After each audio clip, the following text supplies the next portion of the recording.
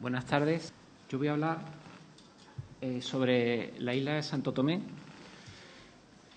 Desde que los portugueses llegan a ella y aproximadamente en un periodo de medio siglo. Este trabajo forma parte de una investigación sobre la construcción de los mercados de esclavos en el mundo atlántico y mediterráneo desde el siglo XV al XVI, y esta es una parte, obviamente, de una investigación mucho más amplia que ya ha dado como resultado el estudio de diferentes mercados y que con este trabajo, que ahora voy a presentar rápidamente, se pone una pieza que creo que es relevante para continuar construyendo una explicación global de un fenómeno que era único global. Las fuentes sobre las que se apoya este trabajo son variadas. Por una parte, la documentación portuguesa. La documentación portuguesa con la que se ha escrito la historia de África del XV y del XVI fundamentalmente ha sido publicada en una serie de grandes colecciones documentales que aparecieron entre los años 50 y 70. Yo me he valido de toda esa documentación que ya se conoce.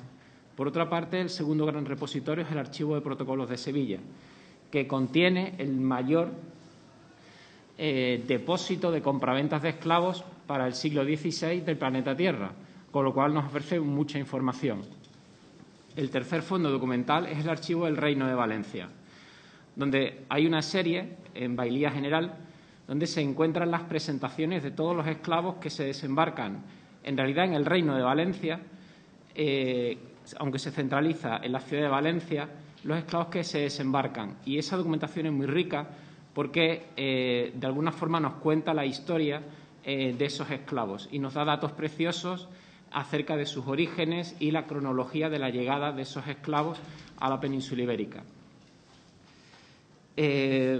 Por último, obviamente, el Archivo de Indias, donde hay una documentación que aquí se utilizará solo ya tangencialmente al final de la presentación, muy interesante para acabar de comprender esta última fase de la explicación, que es el Caribe. La isla de Santo Tomé es una isla muy chiquitita que está aquí.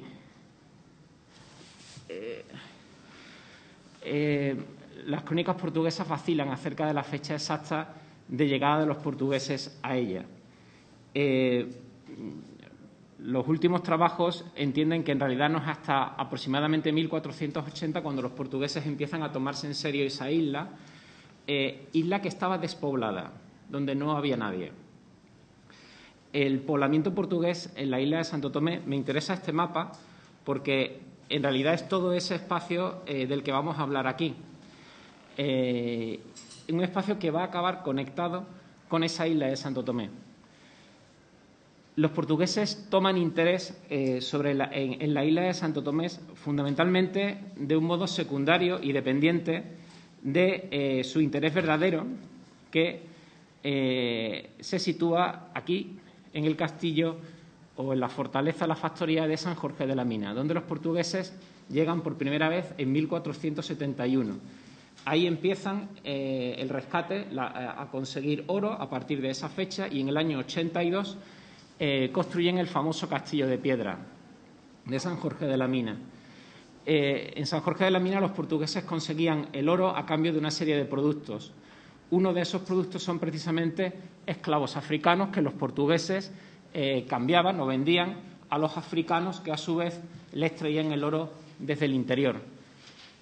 Hay cálculos acerca de que una parte importante de este oro, efectivamente, los portugueses lo conseguían vendiéndoles esclavos que traían de otras regiones de África que están colindantes. En concreto, los portugueses empiezan a interesarse en estos 5 ríos que hay aquí, lo que se conocen como los ríos de los esclavos, aunque en realidad el río dos Escravos es el tercero de estos ríos, y el segundo, que es este, es el río Formoso, o también llamado río de Benín. Hay datos de que ya a finales de la década de 1470 los portugueses están rescatando, están consiguiendo esclavos en los cauces de estos 5 ríos, esclavos que se dirigían, que eran llevados directamente a la mina para ser intercambiados por el oro. Sin embargo, en esta región de las desembocaduras de estos ríos, esto es un auténtico enjambre de ríos y brazos de ríos, los portugueses tienen noticia de que más al interior hay un reino importante, poderoso, y que les puede proporcionar, además de esclavos, otras cosas, como la pimienta. De modo que en 1485 los portugueses suben por el río Formoso, que es este de aquí, y llegan al reino de Benín. El reino de Benín era un reino interior que miraba hacia el interior, y así fue hasta que duró a fines del XIX. Los pueblos que habitan aquí, en toda esta zona, son pueblos distintos de los del reino de Benín. Son los Iyou, aquí están los Itsekiri, y en esta parte de aquí, pegando con el Níger, y al otro lado del Níger, están los Ibo. Y luego en la parte del delta del Níger, que es toda esta de aquí, hay otros muchos pueblos de los que luego hablaremos. Los primeros esclavos que los portugueses consiguen en los años 70 y primeros 80 pertenecen a estos pueblos. Son esclavos que unos a otros se secuestran, porque en el origen de toda la trata lo que es el secuestro de gente, y se lo venden a los portugueses. Cuando los portugueses suben por el Formoso en el 85, encuentran un reino enorme, complejo, muy bien organizado, que les promete proporcionarle muchas cosas, y por eso, al año siguiente, en el 86, en uno de los brazos de este río, construyen una factoría en una ciudad que se llamaba Ugatón. Ugatón era, de alguna forma, el lugar donde el rey de Benín tenía el monopolio de la venta de los esclavos. Esa factoría dura hasta 1506-1507. Aunque no se sabe mucho sobre ella y hay debate acerca de su eficacia, lo cierto es que, más allá de la pervivencia de la factoría como tal factoría, el reino de Benín se va a convertir en un abastecedor de esclavos que, a través del río Formoso, se introduce en las rutas de los portugueses. De todas formas, la pervivencia de la factoría de Ugatón aquí no era fundamental, porque a partir del año 85 los portugueses se empiezan a interesar de verdad en la isla de Santo Tomé, que está aquí debajo. Los portugueses, en un primer momento, y la documentación es muy clara al respecto, lo que quieren es reproducir el modelo de producción de azúcar de Madeira, cosa que no va a funcionar. Pero también tienen muy claro que si quieren poblar la isla, la única forma de hacerlo es fomentando el desarrollo de la trata negrera y utilizando esclavos, obviamente, africanos para preparar el terreno. Es una isla cubierta por un bosque ecuatorial, una isla con una orografía complicadísima y, por lo tanto, requería una enorme cantidad de trabajo. La apertura de Santo Tomé, por lo tanto, es absolutamente simétrica a la llegada al reino de Benín. Estamos a mediados de los años 80. A partir de ahí se desarrolla el tráfico de Benín directamente a la mina para cambiarla por el oro. Santo Tomé, en realidad, tarda en empezar a funcionar. Ahí tenemos la ciudad de Benín, Edo, y Ugatón, la factoría, y esta es la costa con los distintos ríos que entran. Es una zona de foresta impenetrable, había que entrar por los ríos para llegar al interior. Digo que, en realidad, no es hasta el año 85 cuando los portugueses empiezan a tomarse en serio Santo Tomé, pero no es, sobre todo, a partir del año 93, cuando es enviado un nuevo capitán donatario a la isla de Santo Tomé, cuando Santo Tomé empieza a despegar, se empiezan a plantar las primeras cañas de azúcar, se empiezan a deforestar las primeras zonas del norte y noreste de la isla, donde se van a establecer los portugueses y donde se empieza a desarrollar ya, en esos años 90, un tráfico de esclavos, que en principio va dirigido a esos 5 ríos, que en esta diapositiva están aquí, ¿verdad? Pero también ya se abren a el delta del Níger. Además, a partir del año 93 hay una serie de privilegios que luego se convierten en realidad, porque la documentación así nos lo permite afirmar, que permitían a los habitantes de Santo Tomé, para estimular el poblamiento de la isla, comerciar también aquí, en el río Real, que son en realidad estos 2 ríos que penetran hacia el interior, que es lo que luego más tarde se llamará el nuevo Calabar. Calabar, que está aquí, también se entra por otro río, y ya toda esta costa del Golfo de Biafra, bajando hasta el Congo. Es decir, los habitantes de Santo Tomé se convierten en el intermediario fundamental para rescatar, para conseguir esclavos en un territorio muy amplio que iría desde los ríos de los esclavos que daban acceso al reino de Benín, el delta del Níger, Calabar, el Golfo de Biafra y una serie de territorios de los que no voy a hablar aquí, y luego finalmente hasta llegar a la desembocadura del Congo, donde los portugueses realmente, habían tocado ya en el año 82 y a partir de 1491 consiguen que el rey del Congo se convierta al cristianismo y el Congo entra a formar parte de esta historia. Realmente, hasta 1500 lo que tenemos es un proceso de conocimiento inicial de estas regiones, de establecimiento de una serie de puntos y de conexiones entre estas regiones que acabo de comentar, pero todo está dirigido a abastecer de esclavos la mina para conseguir el oro. A partir del año 1500 exactamente esto cambia, porque el rey don Manuel I de Portugal permite a los habitantes de Santo Tomé enviar ya directamente esclavos a Portugal. Y en ese momento se abre una ruta directa que une la isla de Santo Tomé, que conecta, todos estos territorios entre sí con la mina, une directamente Santo Tomé con Portugal y especialmente con Lisboa y con Lagos. Los estudios que hay acerca del volumen y de la evolución de la trata muestran el crecimiento de esta desde los años 90 del siglo XV. Los estudios de Ivana Elbel, que son los más precisos sobre este aspecto, muestran que la trata en torno a el Golfo de Guinea movía anualmente unos 450 esclavos en la década de 1490 y en la década siguiente, en la de 1500, se doblaría casi hasta los 800 esclavos al año. Sin embargo, estos esclavos procedían fundamentalmente de Benín y de las regiones que he comentado, de los 5 ríos, del delta del Níger y de Calabar. Sin embargo, la trata negrera de estas regiones solo se va a desarrollar de manera cuantitativa de una forma muy importante, fundamentalmente a partir de, primero, 1500, con la apertura de la ruta directa Santo Tomé-Portugal, y segundo, a partir de 1510-12, cuando los portugueses se empiezan a tomar en serio el reino del Congo o del Monicongo. Este es el río Congo. El reino del Monicongo ocupaba el lado sur de este río, del río Zaire, y se extendía hacia el sur.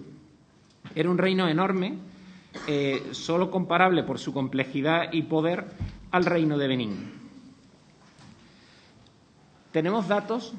En 1512 el rey de Portugal manda un embajador al Congo con unas instrucciones muy precisas que buscan, aparte de establecer alianzas, influir en la política, conocer el territorio, explorar el Congo hasta sus fuentes, sobre todo establecer una ruta comercial centrada en una serie de productos, marfil, cobre, unos textiles específicos de allí y, sobre todo, el tráfico de esclavos. Esto se convierte en realidad porque a partir de 1513, 14, 15, 16, 17 tenemos toda una serie de noticias que nos hablan de la llegada de cargamentos de esclavos, cargamentos de cientos hasta de 400 esclavos a Portugal procedentes del Congo. Se ha abierto una nueva ruta que va del Congo a Santo Tomé y de Santo Tomé a Lisboa o Lagos. Este ritmo de creación de las tratas y de los mercados en torno al Golfo de Guinea, que lo reconstruimos a través de la documentación portuguesa, podemos a su vez percibir cómo funciona en la realidad a través de la documentación española que yo antes comentaba. El dato más antiguo de un esclavo de Benín llegado a la península ibérica data de 1498. A partir de ahí los documentamos en Sevilla a partir de 1501 y ya de forma ininterrumpida en adelante durante todo el siglo. Es verdad que muchas veces la documentación nos habla de esclavos de Guinea y es una terminología imprecisa, pero yo aquí, con los datos que nos da la documentación donde específicamente se dice de Benín, se construye lo que yo aquí estoy contando. El primer esclavo, digo, que llega a Sevilla de Benín es de 1501. El primero que llega a Valencia es en 1502.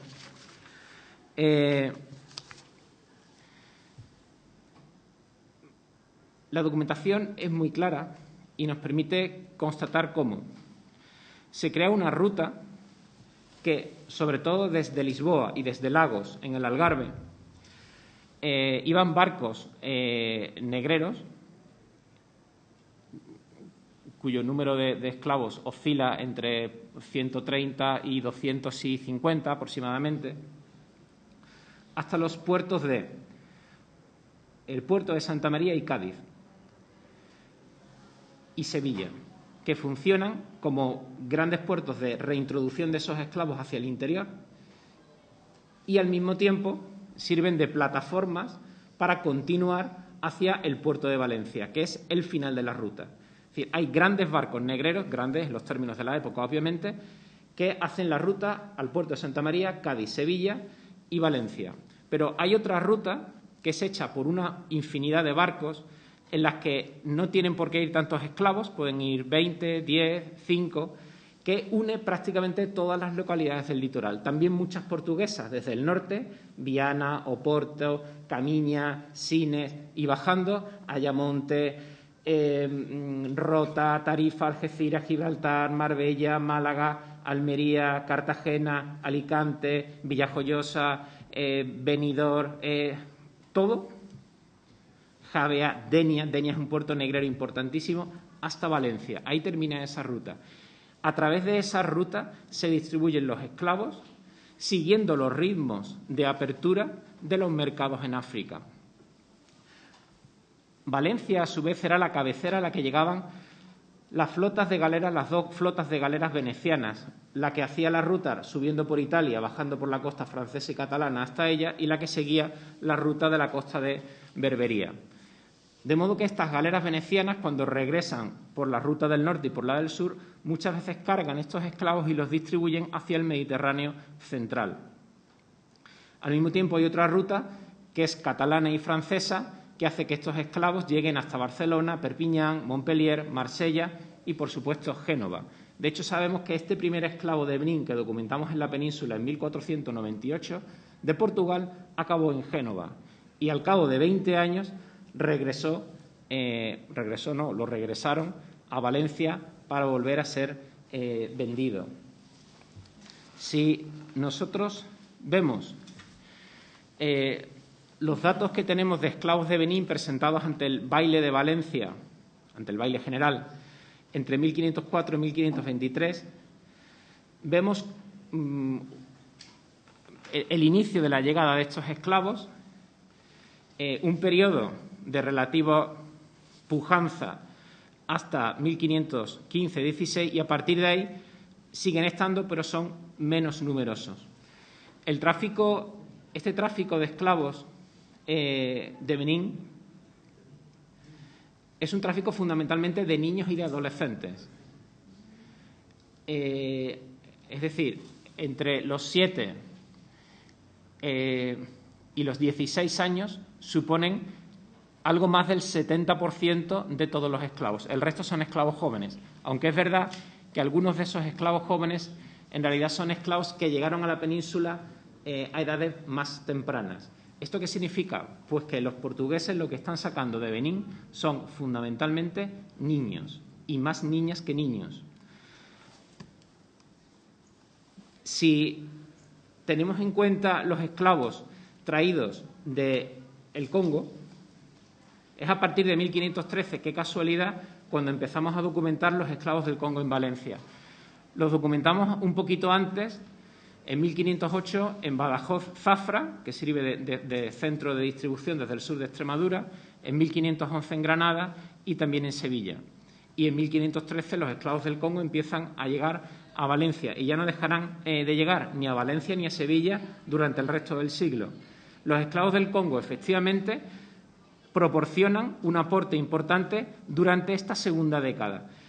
Pero además empiezan a llegar otros esclavos, por ejemplo los Ibo, que proceden de esa zona del río Níger hacia es fronteriza con el Reino de Benín por el este, se empiezan a unir a este contingente.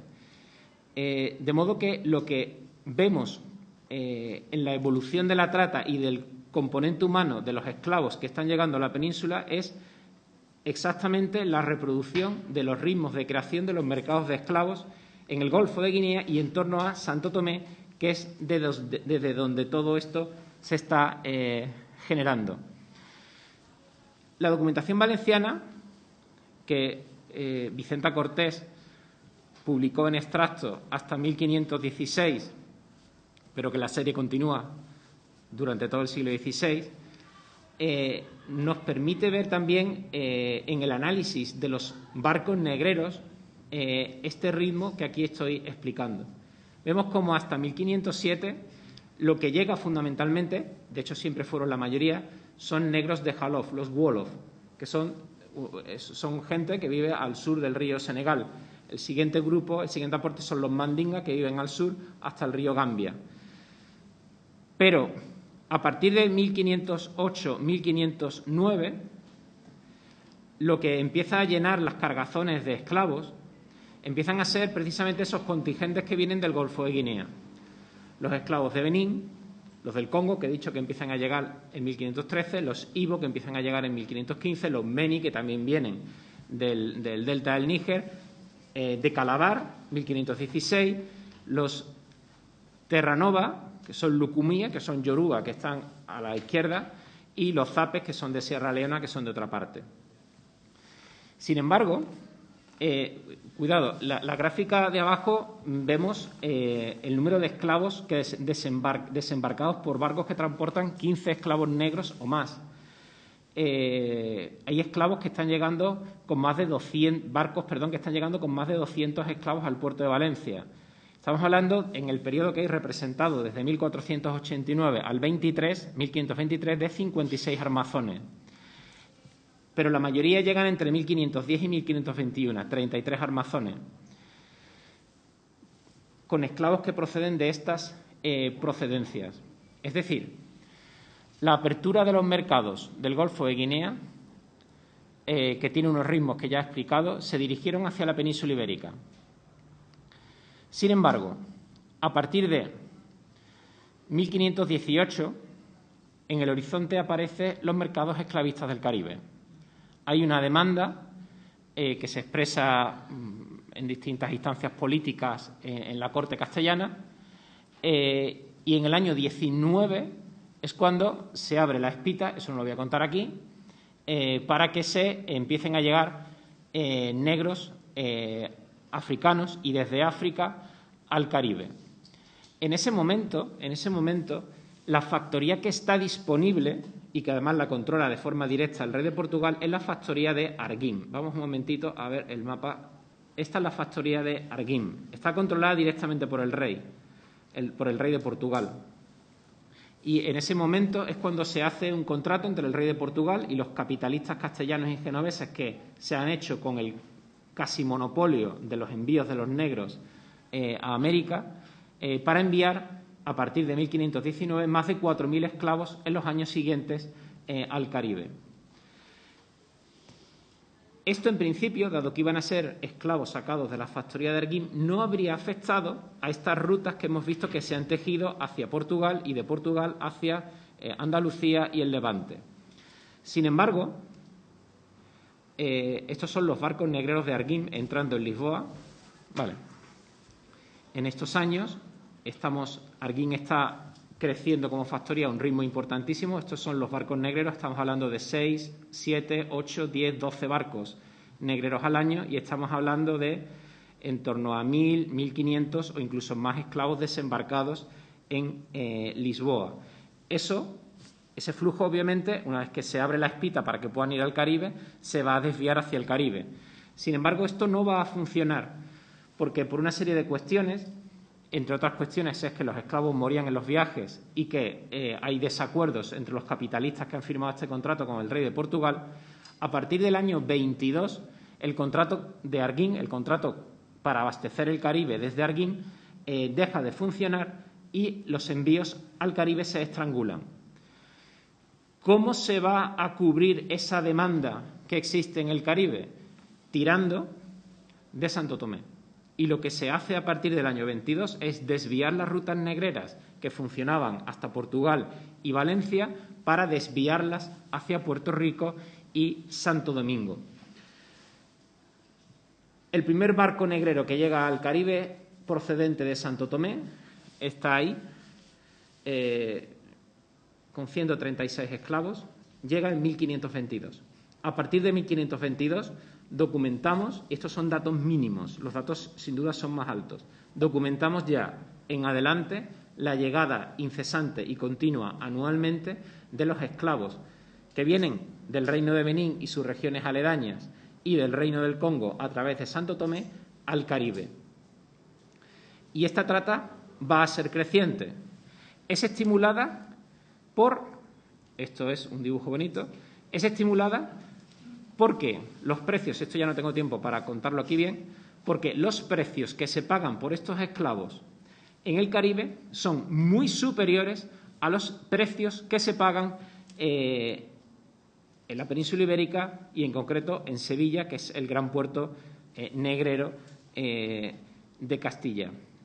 Esta diferencia de precios hace que las rutas cambien, de modo que los barcos negreros, lo veíamos en una gráfica anterior, dejan de llegar a Valencia a partir de 1522. Si vemos un momento esta gráfica, vemos que entre el 19 y el 21 están llegando los barcos de Arguín al Caribe. Arguín en ese momento es tan productiva que incluso llega un barco de Arguín con 124 esclavos a Valencia en el año 1520. Sin embargo, a partir del año 22-23 dejan de llegar esos barcos negreros. Es decir, la apertura del Caribe cambió literalmente la historia de la trata negrera, que habría sido muy diferente de no haber existido, porque se habría dirigido literalmente hacia Europa. Y esto no es una especulación. Las series son muy claras al respecto. El Caribe, en torno a Santo Domingo, era un gigantesco mercado de esclavos en la década de 1510 y 1520. Esos esclavos eran fundamentalmente indígenas de las distintas regiones que aparecen ahí representadas. Todo eso pivotaba en torno a Santo Domingo, que es un gran mercado de esclavos sobre el que espero poder estudiar próximamente. En ello estoy.